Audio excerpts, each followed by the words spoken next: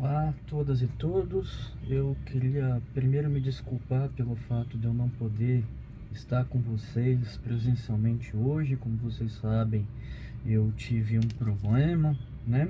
Mas eu não queria que esse meu problema tivesse consequências ruins para vocês, né? Então eu me organizei aqui para gravar a aula que seria hoje presencialmente sobre Machado de Assis e Schopenhauer. A gente iria ler juntos e juntas o conto A Causa Secreta, do livro Várias Histórias, do Machado de Assis.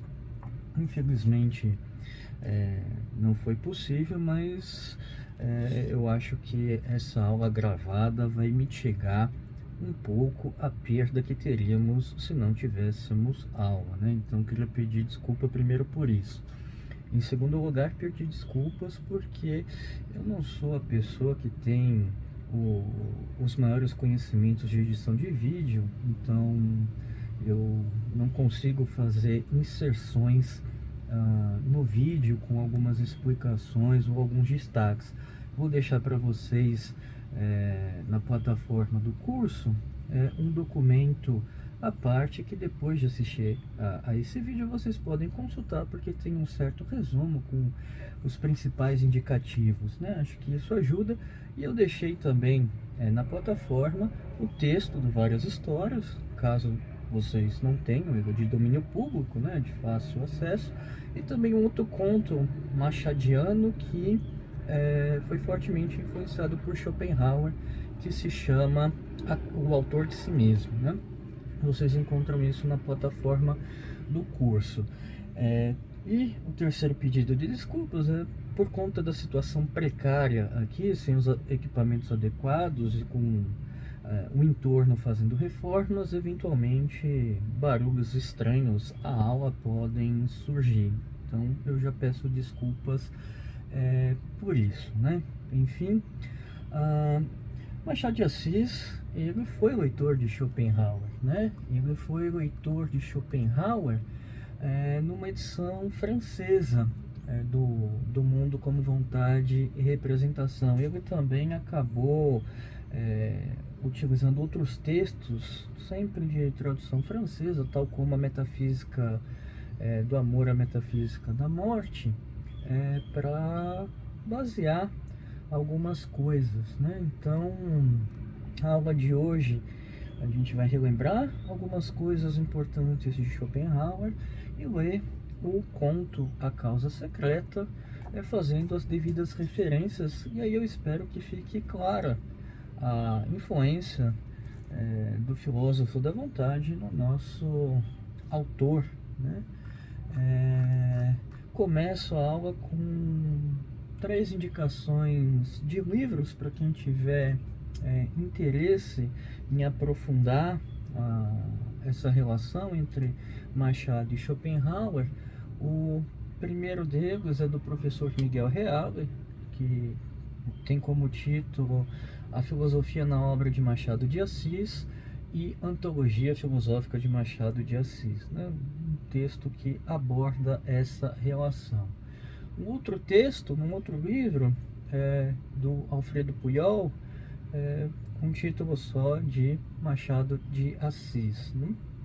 E por último, o lançamento mais recente, que trata da relação entre Schopenhauer e Machado de Assis, o livro do professor Jair Barbosa, chamado Náufrago da Existência, né? Machado de Assis e Arthur Schopenhauer, caricatura, paródia, tragédia e ética animal. Então, bem, para começar, o título do conto, né, um conto curto, é A Causa Secreta. Primeira coisa para a gente lembrar o que é causa para Schopenhauer, né? Causa é quando a gente tem no mundo sensível um determinado dado A, que é seguido sempre e necessariamente de um dado B, né? É uma relação regular que liga 2 fenômenos no tempo, no espaço, seguindo a mesma regra, né? A gente viu que o princípio de razão suficiente tem a forma da causalidade, né? E a causalidade, quando ocorre no ser humano, quando ocorre no âmbito ético, é chamado de motivação, né? A gente também viu que não é possível sondar um motivo mais interior do indivíduo para saber se a ação produzida é de fato moral ou não, né? Então já temos uma indicação aqui extremamente interessante do que esse conto traz. Uma causa que é secreta, né? Uma causa não desvelada que vai produzir um determinado efeito, né? E que efeito seria esse? O nosso conto vai construir isso da forma fantástica como só Machado sabe. Bem, uma outra coisa que eu preciso que vocês tenham em mente são as três molas propulsoras fundamentais da natureza humana que produzem a ação, né? O egoísmo, a compaixão e a maldade, né? Lembrando que a pessoa que age motivada pela compaixão, ela age tendo como finalidade o bem alheio, né? A produção de um bem para uma outra pessoa. O egoísmo, que é a motivação recorrente e mais comum do ser humano, né? Ela quer evitar dor, quer o bem-estar próprio, continuar a viver nas melhores condições possíveis. O mal do outro não é um fim, pode ser uma contingência quando a pessoa egoísta busca o que ela quer, né? É um efeito colateral se ocorre o mal de outra pessoa ou o bem, né? A gente viu isso em sala de aula algumas vezes. E a maldade, que tem como finalidade o mal alheio, né? O indivíduo, ele age tendo como principal objetivo causar o mal a outra pessoa ou a outro animal, enfim. E a gente também tinha visto que o Schopenhauer, no Sobre o Fundamento da Moral, chama de alegria maligna um estado de maldade muito exacerbado, né, muito intenso, no qual se obtém um prazer enorme ao produzir um mal ativamente a um outro ser, né? Então, essas informações é que a gente precisa ter sobre Schopenhauer em mente, né? Que a gente já viu ao longo do curso várias e várias vezes de forma reiterada e repetida. Bem, vamos falar então sobre o Machado de Assis antes de começar a analisar o nosso conto, né? Todo mundo sabe que o Machado de Assis, negro, neto de escravos, né? Grande escritor da literatura brasileira e que ele era um grande pessimista, né? Ele tinha como principal interesse percursar, analisar os labirintos da alma do ser humano, né? Dali que ele extrai os temas que o interessam, a luta entre bem e mal, no qual o mal sempre vence, né? A crueldade, ingratidão, sensualidade, adultério, o egoísmo, vaidade, uma série de questões sociais, né? E existenciais, que o qual ele constrói de forma magnífica, né? O Quincas Borba, Brás Cubas, os vários contos. Temos aí uma série de obras machadianas extremamente ricas na busca por entender a natureza humana e também que demonstram um certo pessimismo, um pessimismo que seria até metafísico, né? O verme que primeiro roeu a minha carne, o defunto autor, né? Então, na obra machadiana a gente tem esse lado negativo do ser humano exposto, né? E a bondade e a grandeza sempre são colocadas de lado como algo que não é possível esperar da nossa natureza. Então, é uma visão pessimista do ser humano, né? E o ser humano ele é apresentado como irremediavelmente corrompido, sem saída. Forças externas comandam o seu destino, né? E não tem muito o que fazer. Uma espécie de mundo nu e cru e sem salvação. Se a gente pega a segunda fase dos romances machadianos, a gente também consegue notar a falta de personagens puros, bondosos, do desprendimento, essa coisa de superação, não existe, né? A gente tem o pior do ser humano sempre pintado e descrito pelo Machado. Bem, essa é uma introdução bem superficial, né? Tendo em mente as motivações morais schopenhauerianas e esse traço pessimista do autor brasileiro, sabendo que ele leu Schopenhauer, vamos ler juntas e analisar o texto, né? O Conto A Causa Secreta tem pelo menos 3 personagens que merecem a nossa atenção: o Garcia, né? O Fortunato e a Maria Luísa. E a gente vai ver que cada um deles incorpora uma das motivações morais schopenhauerianas, né? Que é muito bacana. Bem, acho que sem mais delongas, infelizmente eu tô aqui longe de vocês no momento. Espero que nesse vídeo, me fazendo um pouco mais próximo, eu vou ler e vou analisando o texto, né? Tentando ressaltar passagens importantes e, enfim, uma pena não tenho a voz do Cid Moreira para fazer uma narração bonita, né? Mas vamos lá. A Causa Secreta. Garcia, em pé, mirava e estatelava as unhas. Fortunato, na cadeira de balanço, olhava para o teto. Maria Luísa, perto da janela, concluía um trabalho de agulha. Havia já 5 minutos que nenhum deles dizia nada. Tinham falado do dia, que estivera excelente, de Catumbi, onde morava o casal Fortunato, e de uma casa de saúde, que adiante se explicará. Como os 3 personagens aqui presentes estão agora mortos e enterrados, tempo de contar a história sem rebuço. Então, mais personagens que já morreram, né? E por conta disso não temos nenhum pudor em contar o que aconteceu.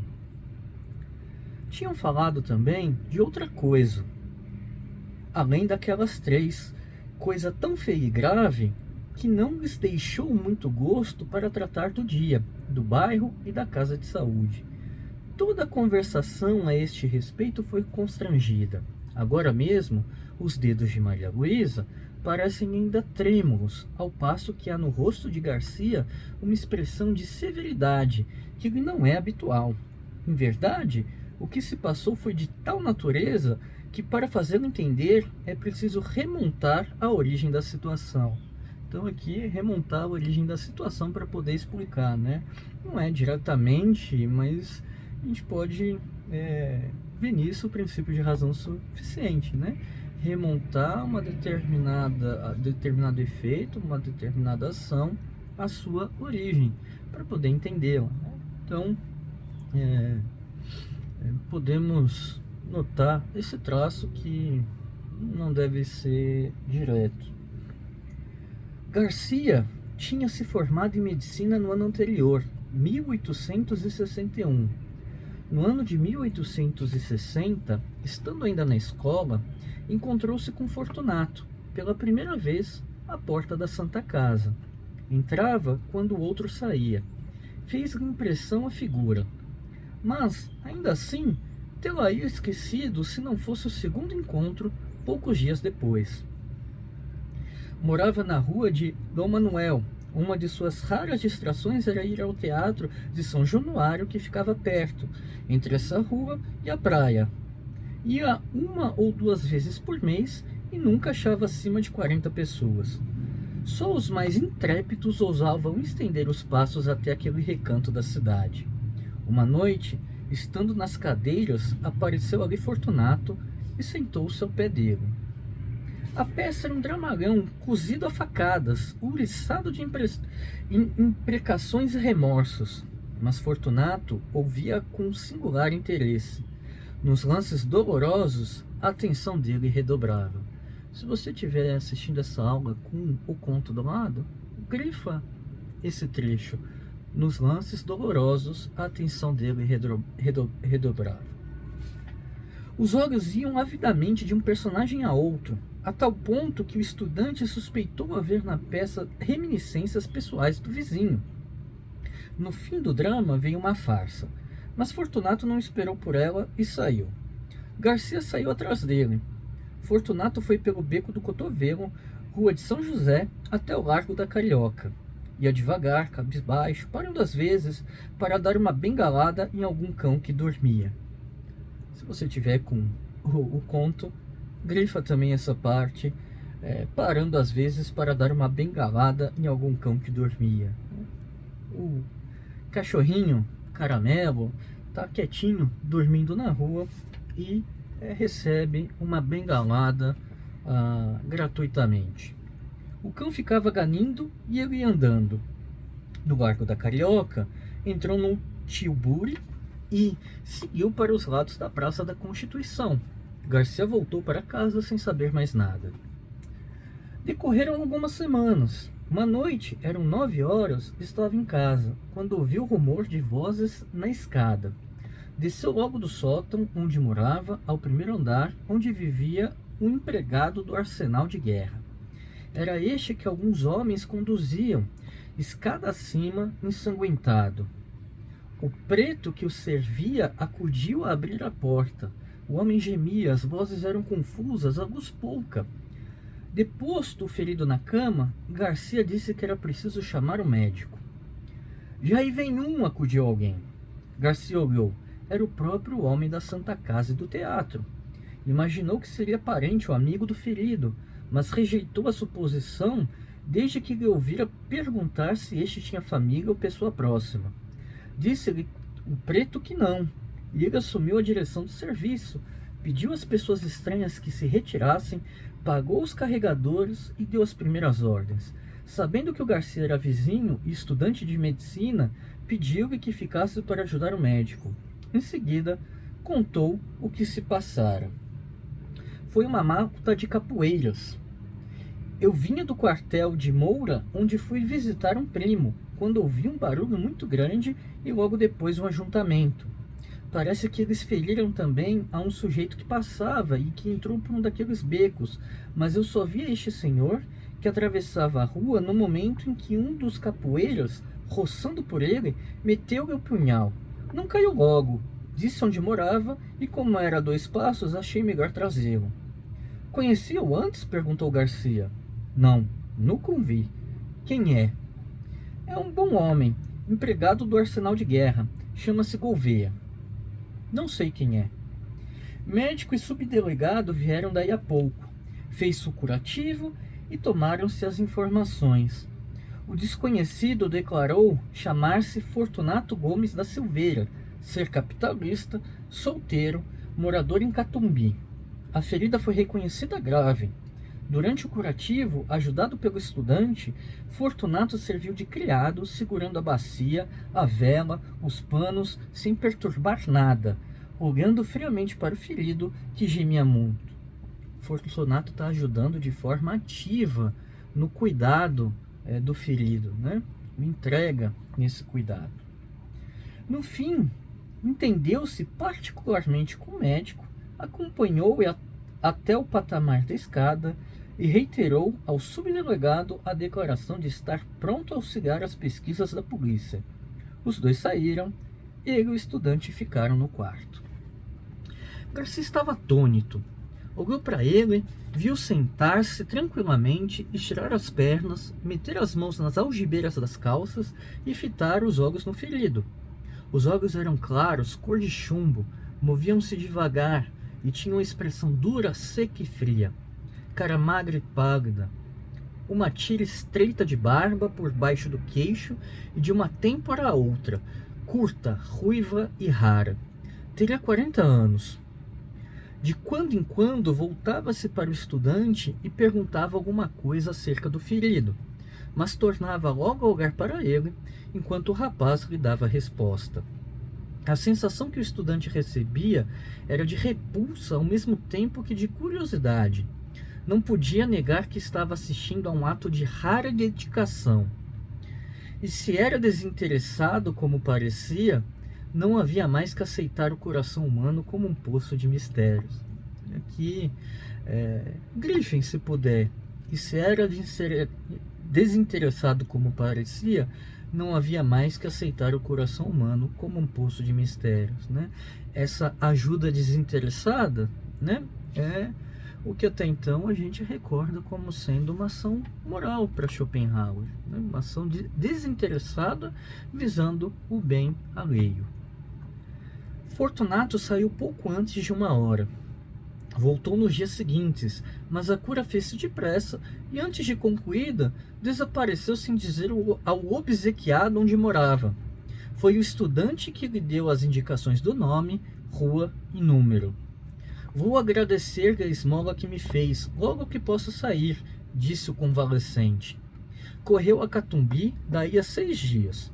Fortunato recebeu-o constrangido. Ouviu impaciente as palavras de agradecimento, deu-lhe uma resposta enfastiada e acabou batendo com as borlas do chambre no joelho. Gouveia, de frente dele, sentado e calado, alisava o chapéu com os dedos, levantando os olhos de quando em quando, sem achar mais nada que dizer. No fim de 10 minutos, pediu licença para sair e saiu. Cuidado com os capoeiras, disse-lhe o dono da casa, rindo-se.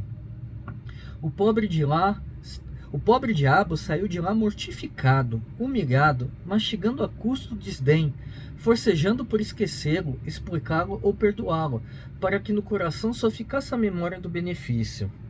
Mas o esforço era vão.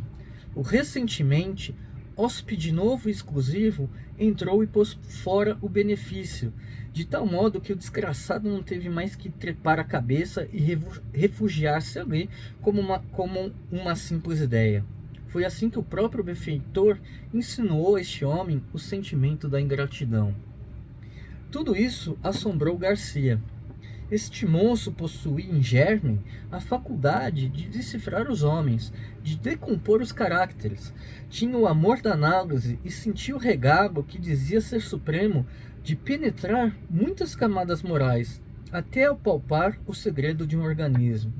E aqui notem, tem alguns termos schopenhauerianos, né?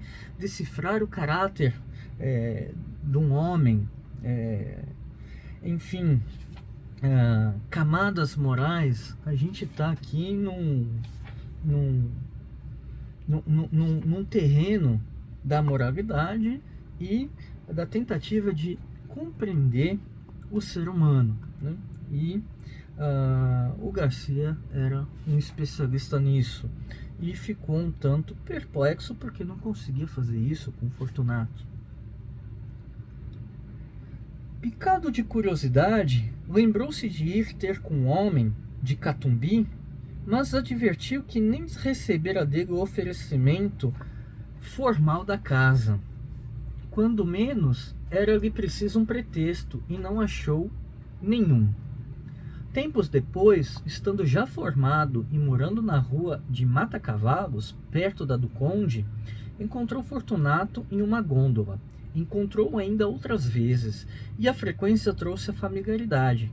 Um dia Fortunato convidou-o a ir visitá-lo ali perto, em Catumbi. Sabe que estou casado? Não sabia. Casei-me há 4 meses, podia dizer 4 dias. Vá jantar conosco domingo. Domingo? Não esteja forjando desculpas, não admito desculpas. Vá domingo. Garcia foi lá domingo. Fortunato deu-lhe um bom jantar, bons charutos e boa palestra, em companhia da senhora, que era interessante. A figura dele não mudara. Os olhos eram as mesmas chapas de estanho, duras e frias. As outras feições não eram mais atraentes que dantes. Os obséquios, porém, se não resgatavam a natureza, davam alguma compensação, e não era pouco. Maria Luísa é que possuía ambos os feitiços, pessoas e modos. Era esbelta, airosa, olhos meigos e submissos. Tinha 25 anos e parecia não passar de 19. Garcia, a segunda vez que lá foi, percebeu que entre eles havia alguma dissonância de caráteres, pouca ou nenhuma afinidade moral, e da parte da mulher para com o marido, uns modos que transcendiam o respeito e confinavam na resignação e no temor. Um dia, estando os três juntos, perguntou Garcia a Maria Luísa se tivera notícia das circunstâncias em que ele conhecera o marido. Então, o Garcia notou que existia uma diferença de caráter, uma diferença moral entre a Maria Luísa e entre o Fortunato. Então, um pouco dessas camadas morais vão sendo compreendidas. Não, respondeu a moça. Vai ouvir uma ação bonita. Não vale a pena, interrompeu Fortunato. A senhora vai ver se vale a pena, insistiu o médico. Contou o caso da rua de Dom Manuel. A moça ouviu espantada. Insensivelmente estendeu a mão e apertou o pulso ao marido, risonha e agradecida, como se acabasse de descobrir-lhe o coração. Fortunato sacudiu os ombros, mas não ouvia com indiferença. No fim, contou ele próprio a visita que o ferido lhe fez, com todos os pormenores da figura, dos gestos, das palavras atadas, dos silêncios, em suma, um estúrdio. E ria muito ao contá-lo. Então aqui o Fortunato contando do senhor que foi agradecer-lhe por ter salvo a vida dele e tirando sarro do agradecimento, né? Fazendo pouco caso. Não era o riso da dobrez. A dobrez é evasiva e oblíqua. O riso dele era jovial e franco, né? Então não era um riso nobre, era um riso de deboche. Singular homem, pensou Garcia. Maria Luísa ficou desconsolada com a zombaria do marido, mas o médico restituiu-lhe a satisfação anterior, voltando a referir a dedicação deste e as suas raras qualidades de enfermeiro. Tão bom enfermeiro, concluiu ele, que, se algum dia fundar uma casa de saúde, irei convidá-lo. Valeu? Perguntou Fortunato. Valeu o quê? Vamos fundar uma casa de saúde? Não valeu nada, eu tô brincando. Podia-se fazer alguma coisa, e para o senhor que começa a clínica, acho que seria bem bom. Tenho justamente uma casa que vai vagar e serve. Garcia recusou nesse e no dia seguinte, mas a ideia tinha se metido na cabeça ao outro e não foi possível recuar mais. Na verdade, era uma boa estreia para ele e podia vir a ser um bom negócio para ambos. Aceitou finalmente daí a dias e foi uma desilusão para Maria Luísa. Criatura nervosa e frágil, padecia só com a ideia de que o marido tivesse de viver em contato com enfermidades humanas, mas não ousou opor-se-lhe e curvou a cabeça. Então Maria Luísa já sofria por saber que o marido estaria em contato com pessoas que sofrem, né? O plano fez-se e cumpriu-se depressa. Verdade é que Fortunato não curou de mais nada, nem então, nem depois. Aberta a casa, foi ele o próprio administrador e chefe de enfermeiros. Examinava tudo, ordenava tudo, compras e caldos, drogas e contas. Garcia pôde então observar que a dedicação ao ferido da rua Dom Manuel não era um caso fortuito, mas assentava na própria natureza desse homem, né? Grifem isso, assentava na própria natureza desse homem. E aqui o Fortunato como uma pessoa extremamente dedicada a ajudar os enfermos, os doentes. Via-o servir como nenhum dos fâmulos. Não recuava diante de nada, não conhecia moléstia aflitiva ou repelente, estava sempre pronto para tudo, a qualquer hora do dia ou da noite, né? O Fortunato era muito dedicado, não se assustava nem se espantava com nada e estava sempre disposto a ajudar quem estava ali sofrendo, qualquer hora do dia ou da noite. Toda a gente pasmava e aplaudia. Fortunato estudava, acompanhava as operações e nenhum outro curava os cáusticos. Tenho muita fé nos cáusticos, dizia ele, né? Um cáustico é um agente químico que queima, né?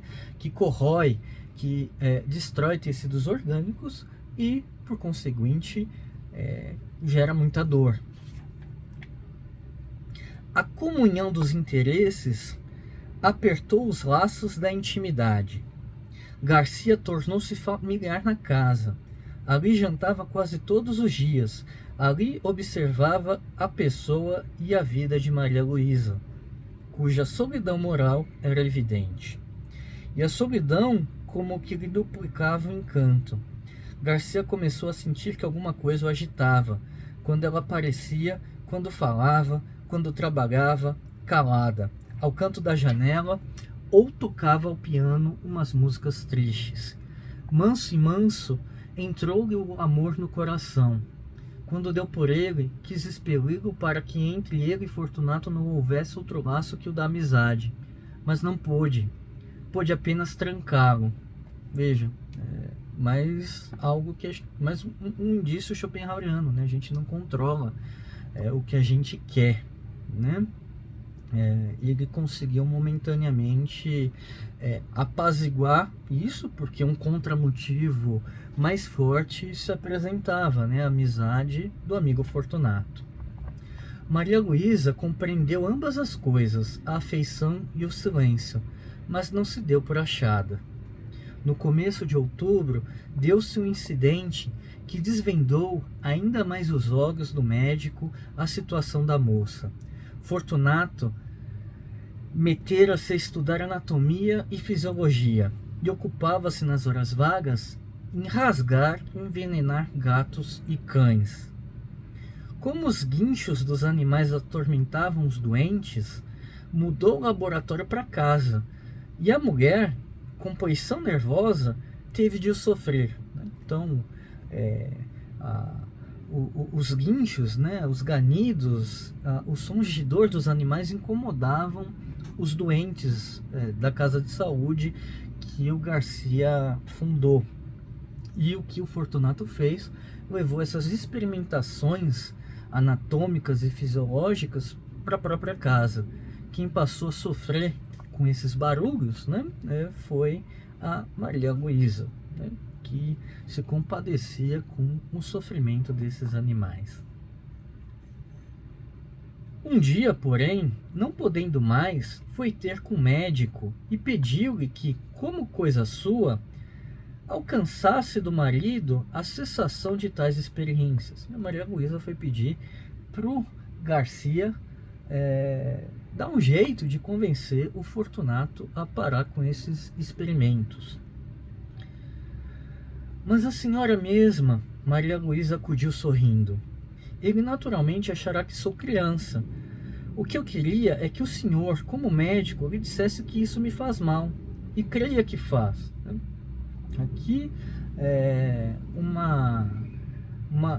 um outro traço da filosofia schopenhaueriana, né? O Machado, ele descreve aqui a Maria Luísa como Schopenhauer descreve as mulheres, né? Como se fosse um ser mais frágil, que tende de forma recorrente à compaixão, mais vulnerável aos sofrimentos, né? Então, isso a gente também consegue notar aqui. Garcia alcançou prontamente que o outro acabasse com tais estudos. Se os foi fazer em outra parte, ninguém o soube, mas pode ser que sim. Maria Luísa agradeceu ao médico tanto por ela como pelos animais, que não podia ver padecer. Então Maria Luísa se compadecia, ela tinha compaixão pelos animais. Ela ficou feliz com a cessação dos experimentos, não só porque ela sofria com com o sofrimento dos animais, mas ela também ficou feliz porque os animais pararam de sofrer, né? Em teoria, porque ninguém sabe se o Fortunato continua esses experimentos em outro lugar. Tossia de quando em quando. Garcia perguntou-lhe se sentia alguma coisa. Ela respondeu que nada. Deixa eu ver o pulso. Não tenho nada. Não deu pulso e retirou-se. Garcia ficou apreensivo. Cuidava, ao contrário, que ela podia ter alguma coisa, que era preciso observá-la e avisar o marido em tempo. 2 dias depois, exatamente o dia em que os vemos agora, Garcia foi lá jantar. Na sala disseram-lhe que Fortunato estava no gabinete e ele caminhou para ali. Ia chegando à porta no momento em que Maria Luísa saía aflita. Que é? Perguntou-lhe. O rato! Exclamou a moça sufocada e afastando-se. Garcia lembrou-se que na véspera ouvira Fortunato queixar-se de um rato, que lhe levara um papel importante, mas estava longe de escapar o que viu. Viu Fortunato sentado à mesa que havia no centro do gabinete e sobre a qual puseram um prato com espírito de vinho. O líquido flamejava. Entre o polegar e o índice da mão esquerda, dessa mão aqui, segurava um barbante, de cuja ponta pendia o rato atado pela cauda. Na direita tinha uma tesoura. Então, o Fortunato está segurando um barbante que tem um rato amarrado nele, com a mão esquerda, e na direita uma tesoura. Embaixo tem um pratinho com fogo. No momento em que Garcia entrou, Fortunato cortava ao rato uma das patas. Em seguida, desceu o infeliz até a chama, rápido para não matá-lo, e disposto a fazer o mesmo à terceira, pois já lhe havia cortado a primeira. Garcia estava horrorizado. Então, a Maria Luísa viu um absurdo e o Garcia foi lá e viu a mesma coisa, né? Um indivíduo que torturava com requintes de crueldade um animal indefeso, né? Cortava uma pata, descia o ratinho, pegava fogo no lugar cortado e puxava para ele não morrer, né? De forma a prolongar o máximo possível o sofrimento do ratinho. Mate-o logo, disse-lhe, já vai. E com um sorriso único, reflexo da alma satisfeita, alguma coisa que traduzia a delícia íntima das sensações supremas, Fortunato cortou a terceira pata ao rato e fez pela terceira vez o mesmo movimento até a chama. Então, o Fortunato olha o Garcia com um sorriso de prazer, né? De quem está satisfeito, corta mais uma pata, repete o movimento. Coisa sádica. O miserável estorcia-se, guinchando, ensanguentado, chamuscado, e não acabava de morrer. Garcia desviou os olhos, depois voltou-os novamente e estendeu a mão para impedir que o suplício continuasse, mas não chegou a fazê-lo porque o diabo do homem impunha medo, com toda aquela serenidade radiosa da fisionomia. Faltava cortar a última pata. Fortunato cortou-a muito devagar, acompanhando a tesoura com os olhos. A pata caiu, e ele ficou olhando para o rato, meio cadáver. Ao descê-lo pela 4ª vez até a chama, deu ainda mais rapidez ao gesto, para salvar, se pudesse, alguns farrapos de vida. Então, mais devagar cortando, né? Sentindo e se deleitando com o prazer de cortar a patinha do rato, e queimando ele ainda mais devagarzinho para preservar o sofrimento e a agonia e se deleitar com isso. Garcia de fronte conseguia dominar a repugnância do espetáculo para fixar a cara do homem. Nem raiva nem ódio, tão somente um vasto prazer, quieto e profundo, como daria a outro a audição de uma bela sonata ou a vista de uma estátua divina, alguma coisa parecida com a pura sensação estética. Essa pura sensação estética, essa contemplação de uma sonata ou de uma estátua, é a contemplação estética, a satisfação schopenhaueriana do terceiro livro do mundo como vontade e representação, né? A arte é uma via salvadora, momentânea, né? Que nos suprime a dor e o sofrimento do mundo pelo período de tempo que é fruído. E a música para o Schopenhauer é a mais alta forma de arte, portanto, a mais alta forma dessa produção de sensação de satisfação por meio da estética. Pareceu-lhe, e na verdade, e era verdade, que Fortunato havia o inteiramente esquecido. Isto posto, não estaria fingindo, e devia ser aquilo mesmo. A chama ia morrendo, o rato podia ser que tivesse ainda um resíduo de vida, sombra de sombra. Fortunato aproveitou para cortar-lhe o focinho e pela última vez chegar a carne ao fogo. Afinal, deixou cair o cadáver no prato e arredou de si toda essa mistura de chamusco e sangue. Ao levantar-se, deu com o médico e teve um sobressalto. Então, Fortunato estava torturando o ratinho e estava tão compenetrado em fruir esse prazer de causar sofrimento a um outro ser, que nem percebeu que o Garcia estava ali observando atônito o que acontecia. Então mostrou-se enravecido contra o animal, que lhe comera o papel, mas a cólera evidentemente era fingida, né? Ele tentou disfarçar, mas não conseguiu convencer o Garcia de que era o verdadeiro motivo, que o rato tinha ruído um papel importante e que por isso ele estava torturando o rato, né? Castiga sem raiva, pensou o médico, pela necessidade de achar uma sensação de prazer que só a dor alheia lhe pode dar. É o segredo desse homem. O segredo desse homem é que só a sensação de prazer com a dor alheia satisfaz esse homem. Esse é o caráter desse homem. Garcia, em termos schopenhauerianos aqui muito claros, entende que o Fortunato é movido pela maldade. Fortunato encareceu a importância do papel, a perda que lhe trazia, perda de tempo. É certo, mas o tempo agora era-lhe preciosíssimo. Garcia ouvia só, sem dizer nada, nem lhe dar crédito. Relembrava os atos dele, graves e leves, achava a mesma explicação para todos. Era a mesma troca das teclas da sensibilidade, um diletantismo sui generis, uma redução de Calígula. Quando Maria Luísa voltou ao gabinete, daí a pouco, o marido foi ter com ela. Rindo, pegou-lhe nas mãos e falou mansamente: "Fracalhona!" E voltando-se para o médico: "Há de crer que quase desmaiou?" Maria Luísa defendeu-se a medo, disse que era nervosa e mulher. Depois foi sentar-se à janela com as suas lãs e agulhas, e os dedos ainda trêmulos, tal qual havíamos no começo dessa história. Hão de lembrar-se que, depois de terem falado de outras coisas, ficaram calados três.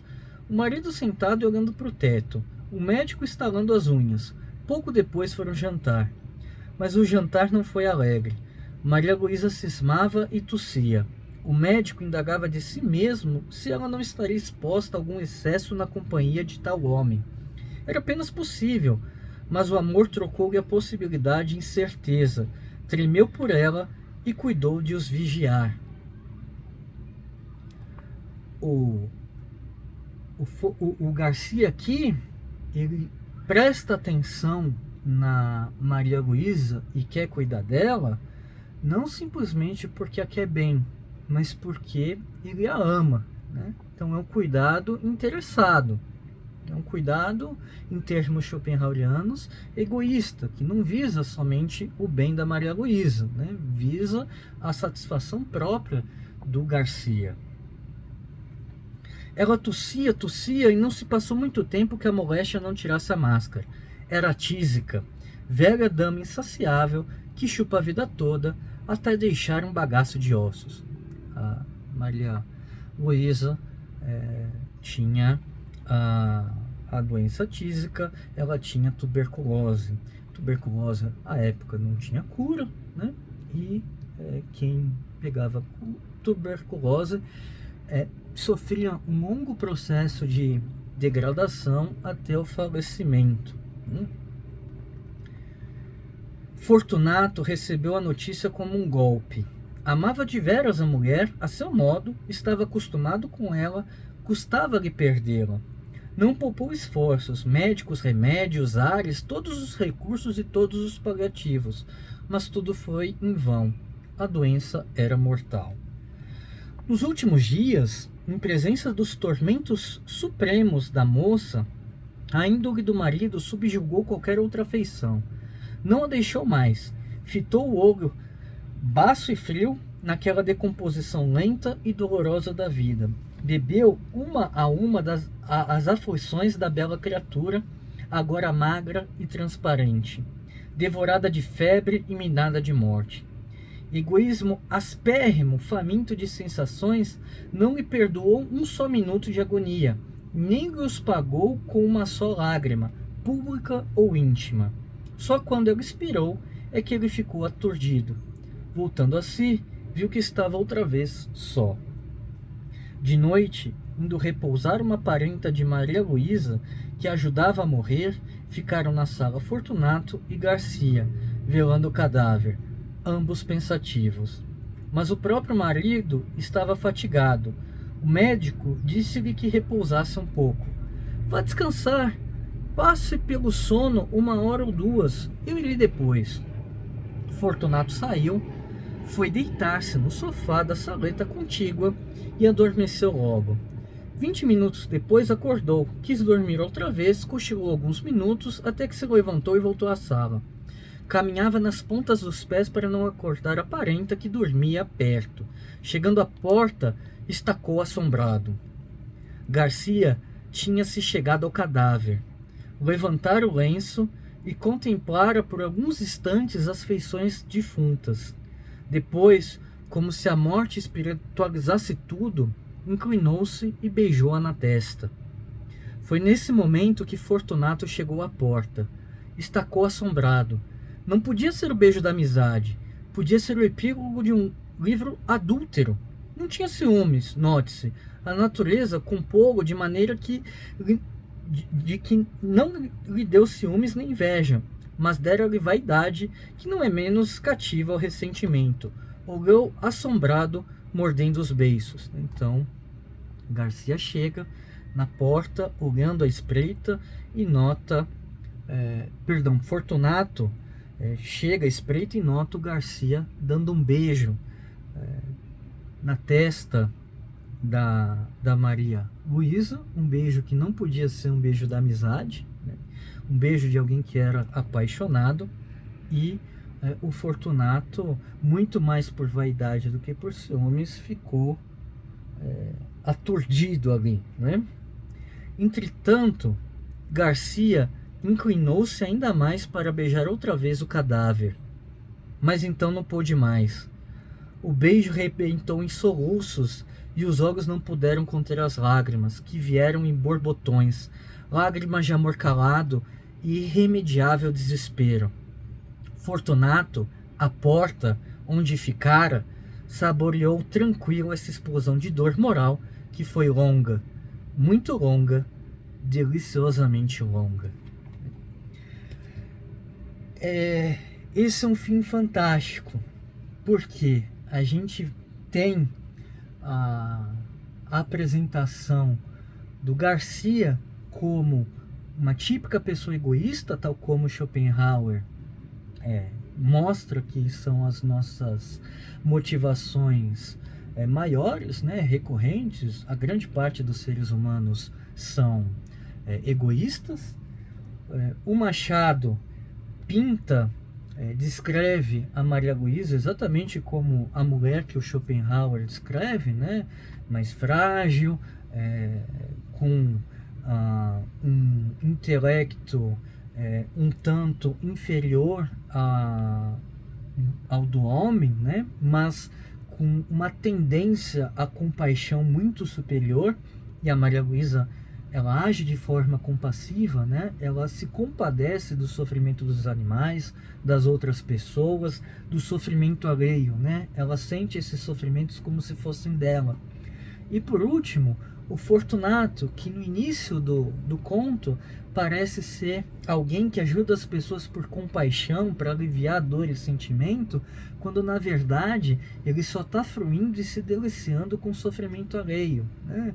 No primeiro momento ele ajuda uma pessoa, o Gouveia, que tomou uma punhalada, e cuida dele enquanto ele consegue sentir prazer no sofrimento do Gouveia. Assim que o Gouveia não precisa mais, não está sofrendo, está só se recuperando, o Fortunato pica a mula, né? E some. Quando o Gouveia vai procurá-lo para agradecer, o Fortunato desdenha, né? E esse desdém em humilhar o outro faz bem para ele.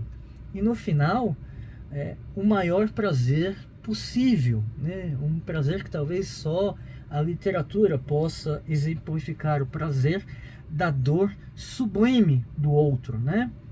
De ver que o Garcia estava sofrendo pelo amor que não pôde realizar ali, né? O sofrimento humano no seu ápice, e o Fortunato se regozijando com isso cada vez mais, né? Cada lágrima, cada sofrimento, o Fortunato ali feliz e se e fruindo dessa sensação, né? Da alegria maligna, do maior mal possível, ver o amigo sofrendo pelo amor que tinha a esposa dele, né? E isso para ele foi maravilhoso, um gozo incomparável. Então, esse conto curto, né, do Machado, ele apresenta 3 personagens, cada um se referindo a uma das motivações morais schopenhauerianas, né, a compaixão, o egoísmo e a maldade, e colocando elas em relação, né, para ilustrar cada um desses caráteres, né? O emprego de vários termos técnicos schopenhauerianos estão nesse conto, né? É um dos contos dos mais schopenhauerianos de Machado. Espero que vocês tenham gostado, né? Do conto, que leiam de novo e de novo e de novo, porque é um conto maravilhoso, que leiam os outros contos dessa coletânea, que também são fantásticos, várias histórias, particularmente um dos livros de Machado que eu mais gosto, né? E, enfim, que tenham se divertido um pouco, né? Como não é possível fazer perguntas nesse tipo de recurso didático, né? Ao vivo, eu deixo aberto tanto o mural da disciplina para que a gente possa debater sobre isso, né? E aí é possível a gente fazer um debate entre nós, a classe toda, sobre o conto. Vocês podem escrever o que acharam, eu ficaria contente em ler. E se alguém porventura for mais reservada, mais reservado e quiser me escrever por e-mail, me escreva por e-mail, que assim que possível eu respondo, né? Essa última semana, por uma série de coisas, eu estive fora, não consegui ler. Algumas pessoas me mandaram textos, eu não consegui ler e demorei um pouco para responder, porque além da viagem, eu estou na comissão de seleção do mestrado profissional e a gente leu todos os projetos, então tinha um prazo, mas essa semana e a próxima creio que esteja tudo já regularizado, né? Não deixem para escrever o trabalho monográfico final para a última hora, isso não é um desafio. Comecem a pensar e a escrever sobre ele desde já, e qualquer dúvida eu estou à disposição Muito obrigado pela paciência, pelo entendimento que eu tive que recorrer à gravação dessa aula para não prejudicar ainda mais a turma de vocês. E qualquer coisa eu estou à disposição.